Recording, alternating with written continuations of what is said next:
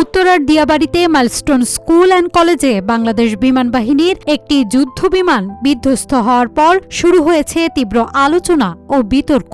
দুর্ঘটনা কবলিত বিমানটি ছিল চীনের তৈরি F-7 BGI, যা অনেকের কাছে পরিচিত ছিল উড্ডয়ন কফিন নামে। এই মডেল দীর্ঘদিন ধরেই বাংলাদেশ বিমান বাহিনীতে প্রশিক্ষণ ও সীমিত যুদ্ধাভিযানে ব্যবহৃত হয়ে আসছে।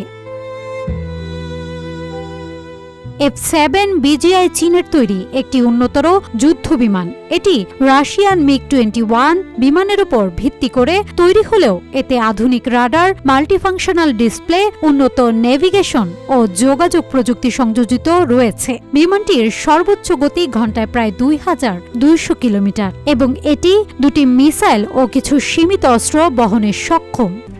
RICL TMX, যুগের পর যুগ স্থাপনা থাকে মজবুত।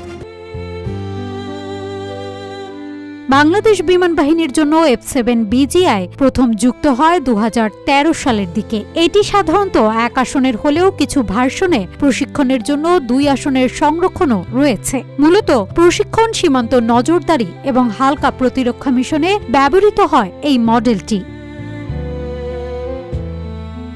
দুর্ঘটনার পর অনেকেই প্রশ্ন তুলছেন এই ধরনের পুরনো প্ল্যাটফর্ম ব্যবহার নিরাপদ কিনা, যদিও বিমানটি নিয়মিত রক্ষণাবেক্ষণে ছিল বলে দাবি করা হয়েছে।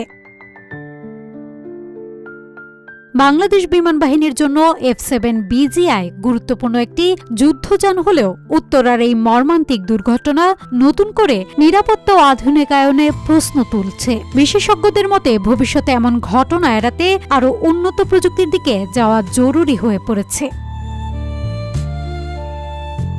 নাজ হাতুল তোয়া, রূপালী বাংলাদেশ।